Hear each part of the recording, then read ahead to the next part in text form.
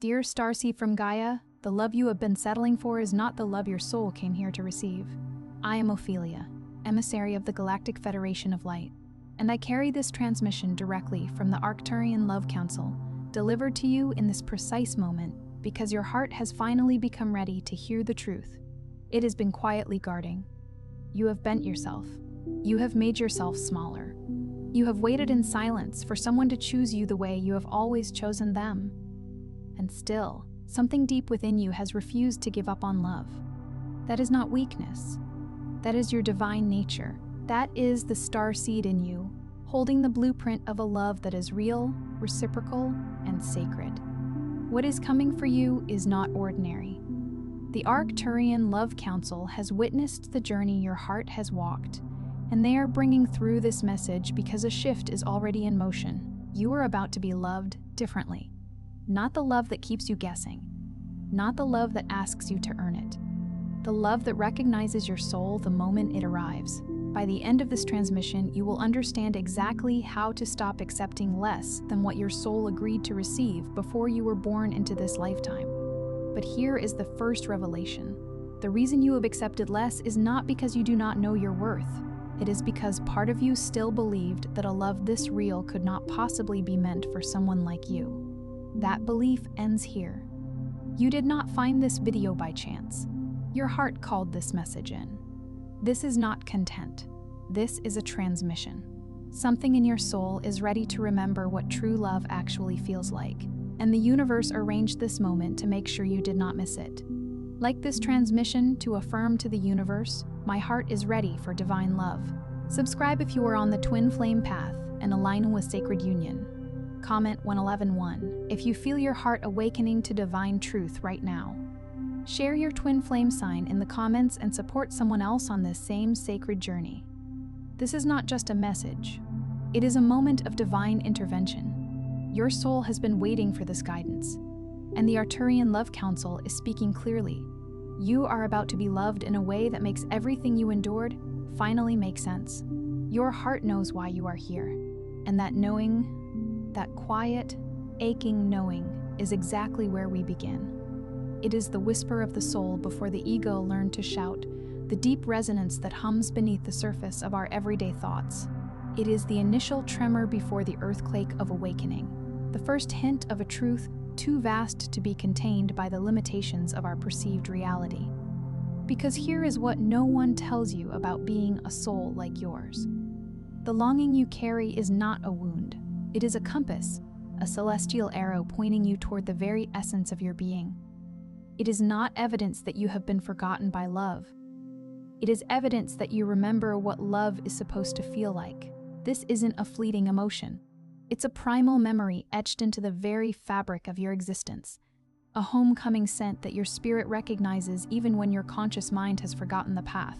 And that memory, that sacred imprint, woven into the architecture of your heart, has been protecting you this entire time. Not from love, for love is your birthright and your destiny. It has been protecting you from everything that was never love, to begin with. Think of it as a divine filtration system, a guardian angel within your own energetic field, ensuring that you are not ensnared by illusions that masquerade as genuine connection.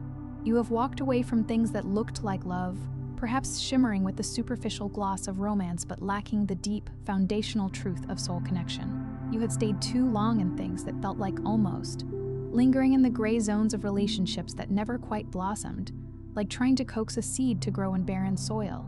You have explained yourself to people who are never meant to understand you, trying to translate the language of your soul into a dialect they could not comprehend, like speaking poetry to those who only understand prose. You have made yourself smaller, quieter, easier, contorting your authentic self to fit into spaces that were never designed for your full expression.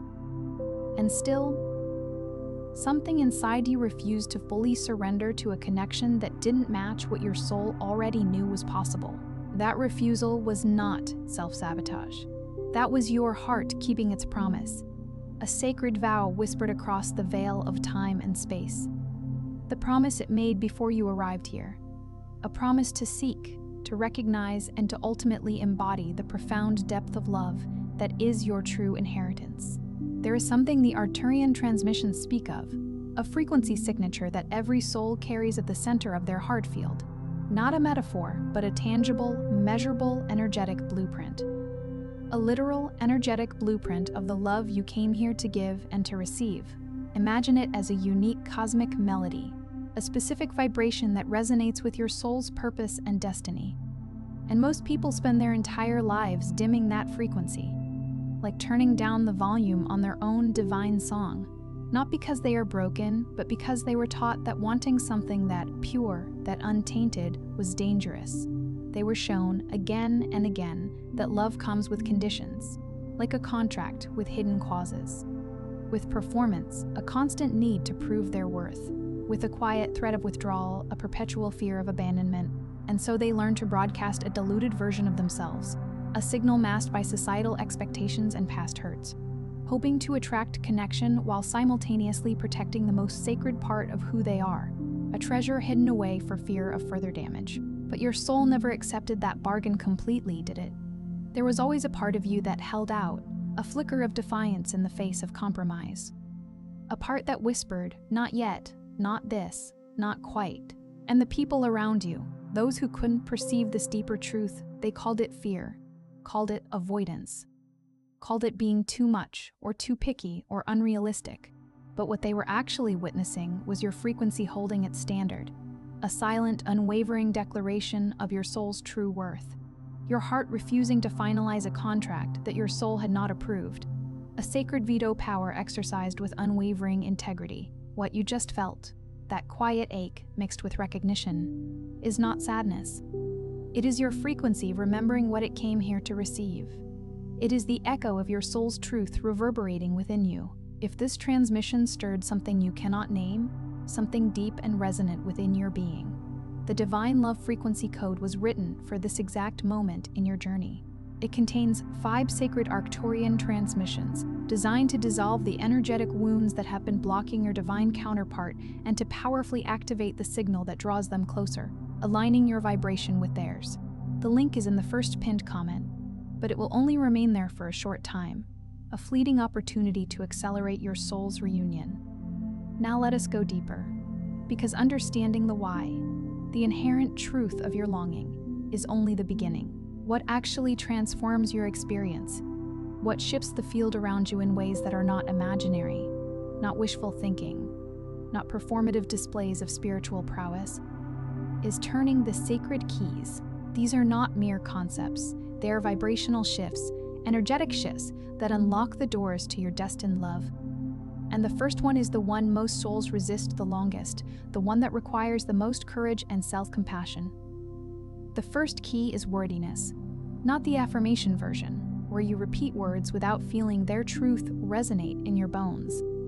Not the journaling prompt version, where you intellectualize a concept without embodying it. The real, cellular, vibrational understanding that you do not have to earn love by suffering enough, by enduring endless trials. You do not have to earn love by healing enough, as if your past wounds are a debt to be repaid. You do not have to earn love by becoming enough, by reaching some unattainable ideal of perfection. You are not a project awaiting completion, a broken object to be mended.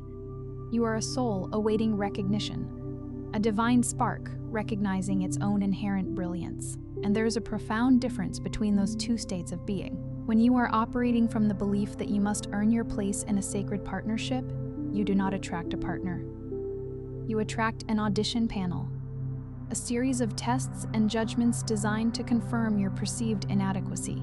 You unconsciously seek people who confirm the belief that love is a reward for performance, a prize to be won.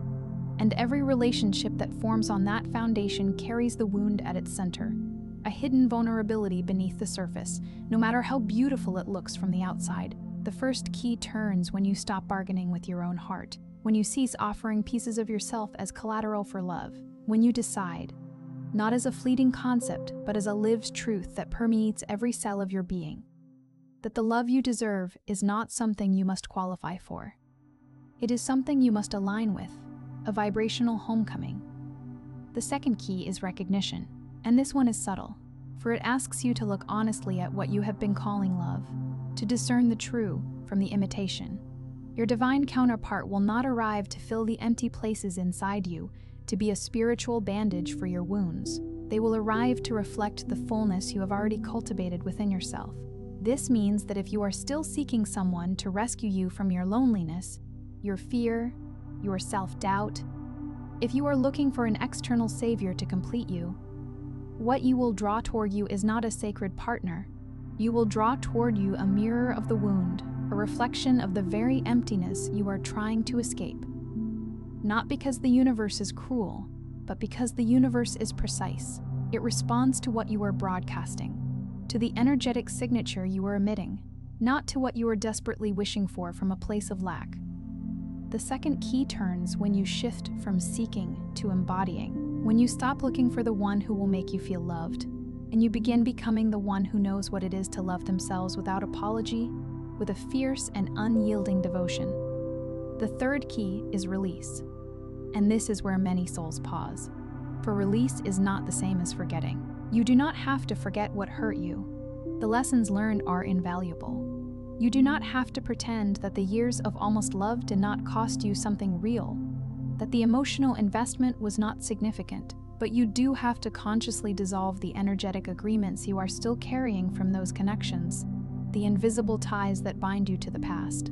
There are cords, and this is not metaphor. This is energetic reality, like ethereal tendrils of energy.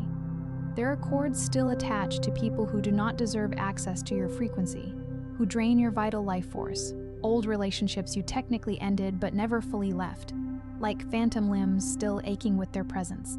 Past versions of yourself that still believe love has to hurt to be real, a deeply ingrained, limiting belief system. Karmic contracts that taught you what you needed to learn, the essential wisdom of the soul's journey, but have no business occupying space in your heart field today, no longer serving your highest good. The third key turns when you look at every cord still draining your light, every energetic entanglement that holds you captive, and you say, with unwavering clarity and compassion, "This was my teacher, not my destination, and I release you with love, and I reclaim my energy, and I take back what is mine, my sovereignty, my wholeness." The fourth key is surrender. But not the kind they have been selling you, the passive resignation that masquerades as spiritual acceptance, not passive waiting like a spectator in your own life, not spiritual bypassing dressed up as faith, pretending everything is okay when it is not. Sacred surrender is active. It is the courageous decision to stop fighting the timing of your own unfolding, to cease wrestling with the divine schedule of your soul's journey. The universe is not delaying your love. It is meticulously preparing the conditions for its most potent manifestation. And every day you spend raging against divine timing, like a ship battling against a favorable tide, is a day your signal is distorted by urgency instead of clarity, broadcasting desperation instead of divine trust. The fourth key turns when you genuinely trust, not because everything makes perfect sense from your limited human perspective, but because you have decided, with a deep knowing, that your soul came here knowing exactly what it was doing. And what it was doing was orchestrating an arrival so profound, so perfect, that your current self might not yet be able to fully hold its magnificence. The waiting is not abandonment. It is the sacred pause of creation. The waiting is construction, the building of a vessel capable of containing your destined love. The fifth key is resonance. This is the key that changes everything on the physical level, in the visible, tangible world of your daily life. Because your divine counterpart is not going to knock on your door while you are broadcasting anxiety, self-abandonment, and the low hum of chronic heartbreak. They are not going to appear amidst a cacophony of energetic distress, not because they do not love you, but because frequency meets frequency, like calls to like, in the grand symphony of the cosmos. And if the dominant signal running through your system is, "I am not enough," or "love always leaves," or "I have to beg to be chosen," then what you are calling in matches that signal, a reflection of your internal state. The fifth key turns when you choose, consciously and repeatedly, to vibrate at the frequency of the love you are asking for, to become a living embodiment of your desire. When you begin treating yourself with the same reverence, the same devotion, you would offer a sacred partner, becoming your own beloved.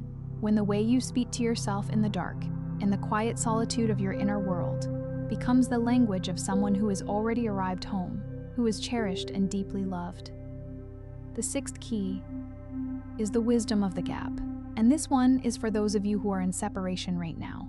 Whether from a specific person, a soulmate you have met and lost, or simply from the idealized version of your love story you had envisioned, separation is not failure. It is not a sign that you chose wrong or that something is fundamentally broken within you or the divine plan. In the architecture of sacred union, distance is sometimes the most profound form of preparation. The space between two souls who are meant to meet in fullness is not empty. It is not a void of despair. It is filled with the potent growth, the necessary alchemical transformation that each of them must complete before they can truly see each other, before they can meet as whole beings. The sixth key turns when you stop experiencing the gap as punishment, as a sign of divine disapproval, and begin experiencing it as the sacred forge, the crucible of your becoming. The place where you are not being kept from love. You are being made ready for it, refined and strengthened for its arrival. The seventh key is the one that makes everything else possible. And it is the simplest, and the most terrifying, and the most holy. It is the decision to let your heart be fully open, not guarded open, where a portion remains shuttered for self-protection. Not strategically open, where you wait for undeniable proof of safety before allowing vulnerability. Not the hesitant I will open once I see evidence that I am safe open, but fully, vulnerably, courageously open, because your counterpart cannot enter a heart that is still locked from the inside, a fortress built of past hurts. All of the healing, all of the frequency work, all of the releasing and surrendering and embodying, it all leads to this, a heart that has done the work, that has tended to its own sacred garden, and is willing to be seen in its completeness. Not perfect, complete. There is a difference. A perfect heart is an ideal, an illusion that can never truly be met. A complete heart is a real, breathing, scarred, luminous, wide-open human soul who has decided with every fiber of their being that love is worth the risk of love, that the potential for profound connection outweighs the possibility of pain. The seventh key turns when you make that decision. Not someday. Not when all the conditions are perfect. Now. And here's the ultimate truth of everything you have just received. You were not sent here to settle for less than your soul's deepest yearning. You were not built for love that keeps you small or quiet or perpetually auditioning for your own relationship, performing for affection. You were built for something that meets you where you stand, in your full light, in your full depth, in your full complexity. A love that sees and cherishes every facet of your being. And the reason you have not yet experienced that is not because it does not exist for you. Not because you are fundamentally unlovable or unworthy. It is because you have been operating on a frequency that did not match its vibration, like trying to tune into a celestial radio station with a faulty antenna. That changes now. Not because you watched a video, because something in you recognized a truth you were already carrying. A resonance deep within your core. And recognition is the beginning of everything, the first step on the path back to yourself. You are not unlovable. You are unlocked. The locks on your heart have been dissolving with every step of this journey. Every heartbreak was clearing the debris from the path, removing the obstacles that stood between you and your authentic love. Every almost relationship was showing you what sacred union is not. A series of lessons by negation, so that when the real thing arrives, your heart would know it on sight, recognizing its unmistakable essence. Every moment of loneliness was your frequency recalibrating, reaching, even when you did not have language for what it was reaching toward, a primal homing instinct guiding you. And it was reaching toward this, toward you, arriving at yourself, the ultimate destination, toward the moment you stop accepting the counterfeit, the diluted versions, and align completely with the real, the divine blueprint. Toward a love that does not require you to disappear inside it, to lose yourself in another. A love that makes you more of who you are, that amplifies your unique essence. A love that recognizes the soul behind the eyes and says, with profound clarity and deep recognition, I have been looking for this exact frequency, in this exact form, and I am not afraid of its depth. I embrace it fully. Tonight, before you sleep, place your hand on your heart, not as a ritual, a rote performance, as a reunion, a sacred reconnection with the seat of your soul, and say it quietly, or say it out loud, or say it in the language of pure feeling. The unspoken knowing that transcends words. I am worthy of love that sees me. I align with what my soul already knows. I open to receive what I have always deserved, and mean it, even if your voice shakes, even if tears well in your eyes, especially if your voice shakes. That shaking is not doubt. It is the old frequency cracking open, the protective shell of fear breaking apart to let the real, radiant one through. It is the sound of your divine truth emerging. Now come into the comments and leave one true thing, not a polished spiritual statement, but a real piece of your heart's journey, where you are right now, in this moment. What you are releasing, the final vestiges of old patterns and beliefs, what you are finally ready to receive, the blessings your soul has been yearning for. And when you see someone else's truth there, respond to it, not with advice, not with judgment, but with love, because this space is not a comment section. It is a sacred field, a collective energetic womb where transformation is nurtured, and every heart that shows up honestly here, sharing its vulnerability and its truth, raises the frequency for everyone, creating a powerful ripple effect of healing and awakening. If this transmission found something real in you, something that resonated with your soul's deepest knowing, pass it forward. Someone in your life has been carrying this exact weight in silence, feeling unseen and unheard, and they need this message more than they know. Share it. Let it find them. Let it be the beacon of hope they have been searching for. And if you are ready to stay in this flow, to continue cultivating this sacred connection with yourself, and to keep returning to your own sacred heart work, subscribe, not as a habit, a passive act of consumption, as a choice, as a declaration that you are no longer willing to live below the frequency of the love you came here to experience, that you are committed to your own divine evolution. You are not just watching this, you are already being changed by it. And you have barely begun. The journey of awakening is infinite, and your greatest adventures are still unfolding.